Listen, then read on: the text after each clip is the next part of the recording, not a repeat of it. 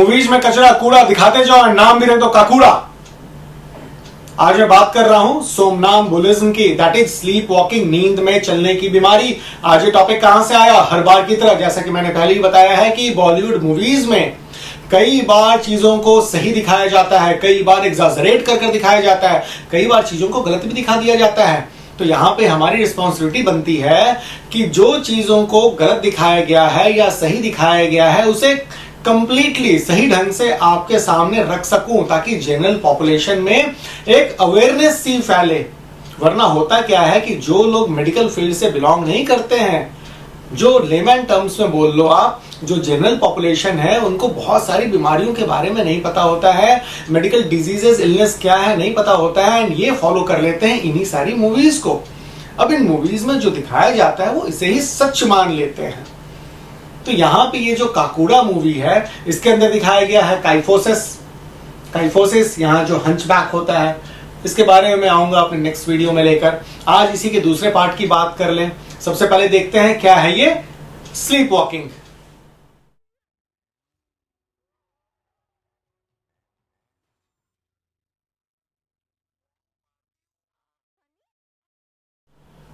Usually ये जो सोमनाम्बुलिज्म है, नींद में चलने की बीमारी है, ये एक स्लीप डिसऑर्डर है। ये पैरासोम्निया के फैमिली से बिलोंग करता है। अगर आप देखो इंसिडेंस वाइज तो यूजुअली ये बच्चों में 4 साल से 8 साल की उम्र में यूजुअली देखा जाता है, हालांकि एडल्टहुड में भी देखा गया है। अगर आप इंसिडेंस देखो तो कहाँ ये 10 to 15% होता है बच्चों में से, लेके मात्र 1 to 1.5% रह जाता है अडल्टहुड में। कहने का मतलब जैसे जैसे मैच्योरिटी आती है वैसे वैसे ये नींद में चलने की बीमारी धीरे धीरे धीरे कमती जाती है। एक नाइट की अगर बात करें तो एक नाइट में एक ही एपिसोड स्लीप वॉकिंग का हो सकता है। ऐसा नहीं होता है कि एक एपिसोड हुआ अभी 1 बजे के करीब में रात के, फिर दूसरा एपिसोड 3 बजे हो रहा है, फिर तीसरा एपिसोड 4 बजे हो रहा है। जी नहीं, अगर एक नाइट की बात करें तो एक एपिसोड होगा। जरूरी नहीं कि प्रतिदिन ये एपिसोड्स हो, आज भी हुआ, कल भी हुआ, परसों भी हुआ, ऐसा नहीं होता है। कई बार ये वीकली देखा जाता है एक बार, कई बार ये फोर्टनाइटली देखा जाता है एक बार, कई बार मंथली देखा जाता है एक बार। तो इसका कोई रेगुलर पैटर्न नहीं है कि ये हर तीसरे दिन होगा या हर 5वें दिन होगा। ये कभी भी हो सकता है। क्या रिस्क फैक्टर्स है मैं अभी बताऊंगा आपको। उन रिस्क फैक्टर्स के आधार पे ही जनरली स्लीप वॉकिंग को देखा जाता है। यूजुअली 30 सेकेंड से 30 मिनट तक ये वैरी कर सकता है।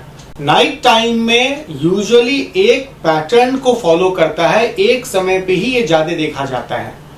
ये नॉन रेम साइकिल में देखा जाएगा। नॉन रेम मतलब कि नॉन रैपिड आई मूवमेंट, इस साइकिल में देखा जाता है। जो फर्स्ट 1/3 ऑफ द स्लीप आपका है, इसी स्लीप पीरियड में ये देखा जाता है। कॉजेज वाइज कोई खास इटियोलॉजी नहीं है इसका, इसलिए इसको इडियोपैथिक कहते हैं। लेकिन जेनेटिक जो हेरिडिटरी फैक्टर्स है ये देखा गया है। फैमिली में अगर पुरानी हिस्ट्री किसी की रही है, मदर की, फादर की, ग्रैंडमदर की, ग्रैंडफादर की, तो देखा गया है कि ये आपको ज्यादा मिलेगा उन फैमिलीज में जिनके पास हिस्ट्री थी। रिस्क फैक्टर्स, जी हाँ, रिस्क फैक्टर्स में 2-3-4 चीजें हैं जो आपको ध्यान में रखना है। सबसे इंपॉर्टेंट है स्लीप डिप्रीवेशन। कहने का मतलब वो लोग जो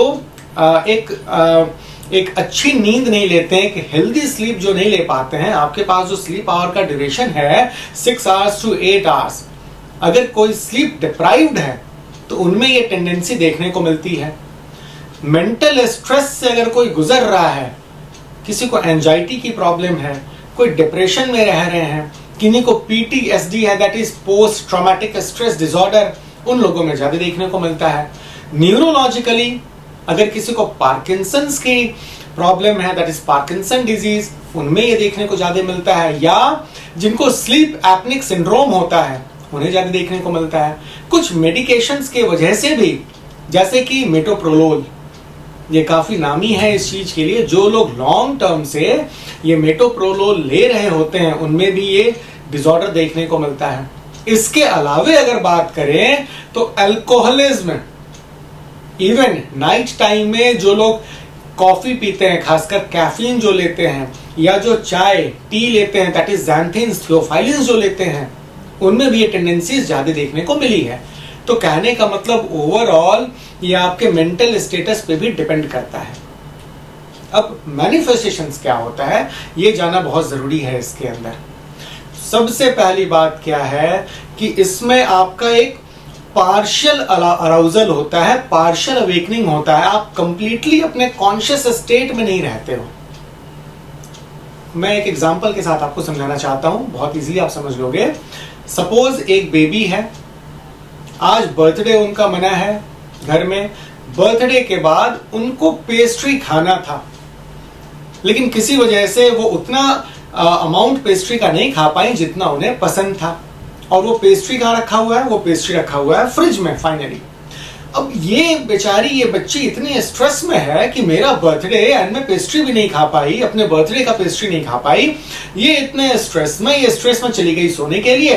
बट सोने के बाद चूंकि इनको स्लीप डिसऑर्डर है, सोमनाम्बुलिज्म की प्रॉब्लम है, तो ये अचानक से एक समय जब ये नॉन रेम साइकिल में होंगी, ये अपने आप से उठेंगी। उठकर उनको पता होता है कि कहाँ पे फ्रिज है, क्योंकि उनको घर का हर एक कोना पता होता है। तो वो आराम से गेट को खोलकर एंड फ्रिज तक पहुंचकर इवन पेस्ट्री को खाकर वापस भी आ जाएंगी अपने बेड पे। यहां पे एक बात याद रखना है कि कॉम्प्लेक्स प्रोसेस, जितने भी कॉम्प्लेक्स चीजें हैं वो ये परफॉर्म नहीं कर सकती हैं। फॉर एग्जाम्पल कि आपका दरवाजा अगर बंद है, लॉक्ड है, और अगर ये नहीं खोल पाएंगी तो फिर ये नहीं खोल पाएंगी, ये वापस आ जाएंगी। कहने का मतलब कि यहाँ पे ये ब्रेन अपना यूटिलाइज नहीं कर सकती है कि अच्छा ये इस तरीके से लॉक्ड है, पहले मुझे एक बार चाबी लगाकर ताला खोलना पड़ेगा, ताला खोलकर हमें फिर कुंडी खोलनी पड़ेगी, कुंडी खोलकर फिर हमें आगे जाना पड़ेगा। नहीं, अगर गेट खुला होता स्ट्रेट खोलती है, बाहर निकल जाती। तो कॉम्प्लेक्स एक्टिविटीज परफॉर्म नहीं हो सकता है। आईज की ध्यान दें, आईज पे ध्यान दें अगर, तो यूजुअली ऐसे कंडीशन में आईज खुली रहती हैं। फिल्मों में आपने देखा होगा, मूवीज में ये दिखाते हैं कि आईज बंद होती हैं एंड बंद होकर ये चले जा रहे हैं, चले जा रहे हैं, चले जा रहे हैं, न जाने कहां जा रहे हैं।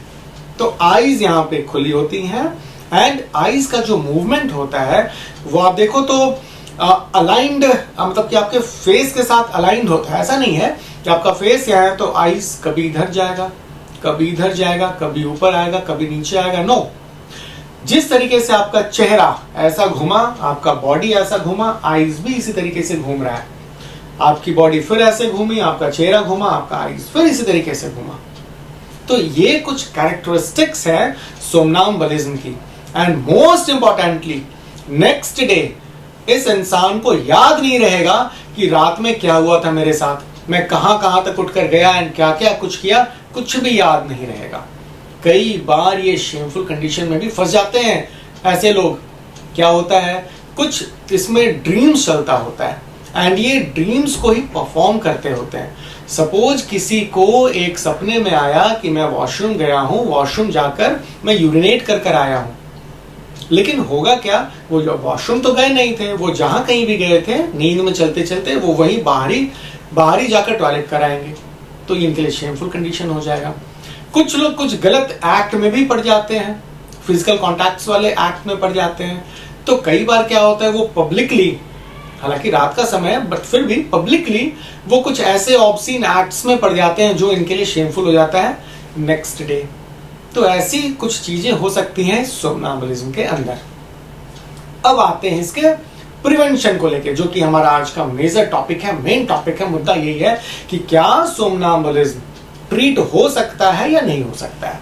तो ट्रीटमेंट के लिए आपके पास 2-3-4 पॉइंट्स हैं। इन पॉइंट्स को ध्यान से देखें, ध्यान से समझें। जो भी सोमनाम्बुलिज्म के पेशेंट हैं उनके लिए आपको एक अवेकनिंग पैटर्न, एक अवेकनिंग सिस्टम आपको अपनाना पड़ेगा। जैसे आपको पता है एज पेरेंट्स या एज रिलेटिव्स कि इनको कब होता है ये स्लीप वॉकिंग। सपोज रात के 2 बजे स्लीप वॉक का टाइम हो रहा है, तो आप क्या करेंगे, इस आधे घंटे पहले 1:30 बजे 1:30 पे इसको आप उठा देंगे, जगा देंगे, जगा कर फिर इसको आप सोने देंगे, ताकि अब इनका पैटर्न थोड़ा सा डिस्टर्ब हो जाए, ये पैटर्न इरेगुलर हो जाए। इनका जो साइकिल था रात के 2 बजे उठने का, उठकर चलने का, फिर वापस बेड पे आके सो जाने का, ये पैटर्न इसका डिस्टर्ब हो जाएगा एंड धीरे धीरे इंप्रूवमेंट इनमें नजर आएगा। माना कि यहाँ पे स्लीप थोड़ा सा इनका गड़बड़ा जरूर जाएगा, जो आपको 6 से 8 घंटे की स्लीप चाहिए थी नॉर्मल, वो इनको नहीं मिलेगी, लेकिन फिर भी ये हेल्पफुल होगा इससे सोमनाम्बुलिज्म से बाहर निकलने के लिए। दूसरा पॉइंट, जो आपको स्ट्रेस फैक्टर्स दे रहा है, जो आपको एंजाइटी दे रहा है, जो आपको डिप्रेशन दे रहा है, इन सब चीजों को आपको लग कर ट्रीट करना होगा।